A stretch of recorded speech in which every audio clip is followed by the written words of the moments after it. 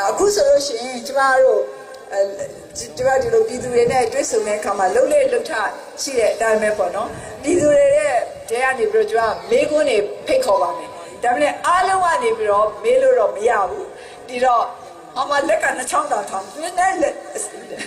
အလားထောင်နေရလားလက်ထောင်နေရလားအဲ့တော့ကျမမေးခွန်းရှိမေးခြင်းတဲ့သူများရှိလို့ရှိရင်လက်ထောင်မှာလက်ထောင်အားလုံးကိုတော့ကျမခေါ်လို့ရမှာမဟုတ်ဘူးဘာဖြစ်လို့ဆိုတော့ကျမ9ယောက်ကိုတော့မေးခွင့်ပေးပါမယ်အဲ့တော့မေးခွန်းမေးခြင်းတဲ့လူတွေလက်ထောင်မှာလက်ထောင်တဲ့ထဲကနေကျမ9ယောက်ကိုရွေးပြီးတော့ကဲရှိတဲ့နေရာမေးလိုက်ပါ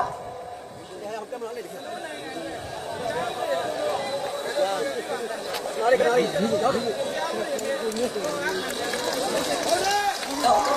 လိုဓမ္မကြီးတော်စုဘာလို့ဦးစင်းနဲ့မေးချင်တာလေးကိုလည်းပြောပြအောင်ခဏလေးပါဖျားဟိုဘုကဟိုတယောက်မေးတဲ့ဟာကိုပြန်ပြီးတော့ဒီဘက်မှာမကြားလိုက်လို့ပြန်ပြီးတော့ပြောပြပါပြီးလို့ရှိရင်ရှင်းရှားမေးပါဖျားဘုကတော့ပြောလိုက်တယ်ဒါမကြားဘူးခဏလေးမိုက်ယူခဲ့မယ်တဲ့ကျွန်တော်နိုင်ငံအတွက်တရားဥပဒေစိုးမိုးအောင်ဘယ်လိုဆောင်ရွက်ပေးပါမလဲခင်ဗျာလက်ရှိကျွန်တော်တို့မှာတရားဥပဒေမဲ့စော်ကားခံရတဲ့အတွက်ရေးချင်းပါတယ်ဒီဓမ္မကြီးတော်စု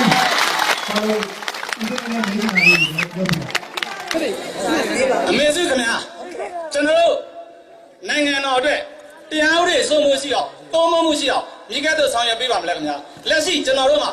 အိုးအိမ်တွေဖြည့်ဆည်းခံထားရတာအတိဒုက္ခဖြစ်နေပါတယ်အကူအညီပေးပါအမေစုခင်ဗျာ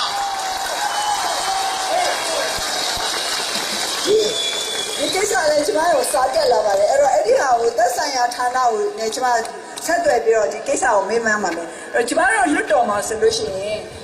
ဥပဒေပြဋ္ဌာန်းခြင်းအပြင်မတော်မတရားကိစ္စတွေမဖြစ်အောင်လို့လုပ်ပေးနိုင်တဲ့နည်းလည်းရှိတယ်နောက်ပြီးတော့မတရားတဲ့ကိစ္စတွေဖြစ်နေတယ်ဆိုလို့ရှိရင်လည်းကျမတို့တရားဥပဒေစိုးမိုးရေးကော်မတီအနေနဲ့သက်ဆိုင်ရာဌာနတွေကိုဘာကြောင့်ဒီလိုဖြစ်နေလဲဒါတွေကိုဘယ်လိုပြုပြင်ပေးနိုင်လဲဆိုတာကိုကျမတို့ရနေပြီးတော့မေးမြန်းပြီးတော့စုံစမ်းလို့ရပါတယ်အဲ့ဒီဟာတော့ကျမလုပ်ပေးပါမယ်ဒီစာလည်းကျမလက်ထဲကိုရောက်နေပါပြီဒါနဲ့ပတ်သက်လို့ဘုရားဒီတော့ဒီစင်းပါလာတယ်အော်ဒီမှာဓမ္မကြီးတော်စုဒီမှာတိုင်းမှာကိုရှင်းရတယ်ဦးစင်းတို့ကလည်းဓမ္မကြီးကိုမိခင်တယောက်လိုပဲတိုင်းသူပြည်သားတွေကလည်းဓမ္မကြီးကိုမိခင်တယောက်လိုနဲ့အားကိုးခဲ့တယ်နော်ခုလည်းပဲအနည်း20ကျော်ကြာအမေစုကိုညှော်ခဲ့ရဒီလေးချိန်ကြီးရောက်ပြီဒါပေမဲ့ခုဒီချိန်မှာဦးစင်းတို့ပြည်မှာဖြစ်နေတာပါလဲဆိုတော့မြန်မာနိုင်ငံရဲ့အဓိကကျတဲ့မြို့တော်တော်များများမှာဦးစင်းတို့ဘာသာတရားကိုထုတ်ချဲပြီးတော့အမျိုးမျိုးကြုံလို့ပြီးတော့ဒါနှိမ့်ဆက်ခန်းနေရတာဒီလိုရှားတွေကနှိမ့်ဆက်နေတာအမေစုအနေနဲ့အဲ့ဒါအတက်လည်းဆိုဘလို့များ